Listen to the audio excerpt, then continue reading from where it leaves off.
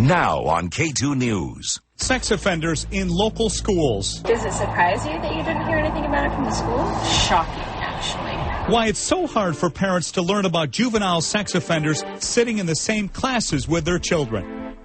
In Multnomah County alone, there are 140 active cases in which juvenile students themselves have committed sex crimes. KATU investigative reporter Anna Song joins us with a look at how the cases are handled by the schools. Yeah, Stephen Dead, most of the time juvenile sex offenders go right back to class without parents or other kids ever finding out. And that's because the school, by law, can't say anything about the major crimes committed by these minor criminals. Karen Ward considers herself a pretty involved parent who pays attention to what's going on with her daughter Avery. So she was surprised to learn months after the fact one of Avery's classmates had been convicted of a sex crime for the second time. That's always concerned me because there's a lot of juvenile offenders and how the school gets to know. You know, how do we as parents get to know? This offender was someone that we knew was very dangerous. Deputy District Attorney Christy Peters prosecuted the case. The perpetrator, this 14-year-old boy. Because of his age and the fact that he is not charged as an adult, KATU is withholding the boy's identity. But we can tell you he's been a registered sex offender in Washington State since he was 11.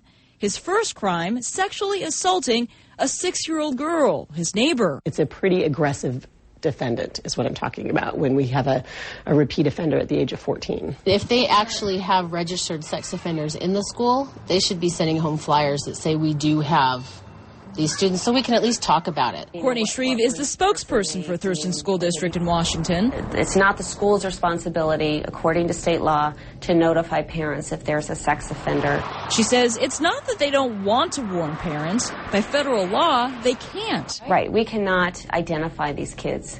And because according to federal law, they have a right to privacy. They have a right to an education as well. Detective Daryl Leichner manages the county's sex offender registry, which includes juveniles. I would say that I at least have 1 or 2 attending each one of the schools that I have. I mean, what percentage of your offenders are juveniles? I'd probably say about 50%. What? Yeah. 50% of the people in your registry were juveniles when they were my 700 right now, yeah, I'd say it would go from 40 to 50% that committed the offenses when they were juveniles. As for notification, changes are underway, at least in Washington. Most parents are left in the dark when it comes to knowing the convicted sex offenders who go to class with their kids. But because of a new law passed here in Washington State, most school principals are not left in the dark.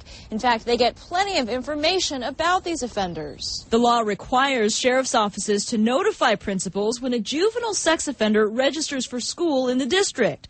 The principals then decide what they want to do with that information, how many teachers they tell, and what kind of safety plan they want to create specific to that offender. In Oregon, there is no such requirement. Schools are told about other offenses like weapons violations, drug dealing, and assault. But law enforcement is not required to let schools know when a student is convicted of a sex crime. As a parent, I would want to know, too. Multnomah County prosecutor Kate Lever says when principals do find out, it's an enormously difficult balancing act. The safety of the students versus the privacy of the juvenile offender, especially when studies show the recidivism rate for juvenile sex offenders, that is, the chance they'll repeat their crime, is low, between 5 and 14%. They do not repeat their crimes as often as other delinquent youth. However, their crime is, of course, can be much more hideous in some cases for the victims. Making one repeat offense one too many. So what can parents do? In Washington, you're supposed to be able to walk into a school now and ask for a book of flyers showing the sex offenders in the area. But if there happens to be a school-age offender, again, by law, the school cannot confirm whether he or she is a student.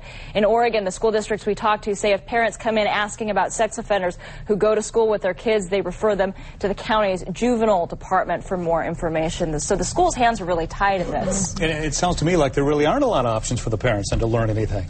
They can go to the juvenile departments and try to gather as much information about that. But that can't be too easy, though. Yeah. All right, Anna, thank you very much.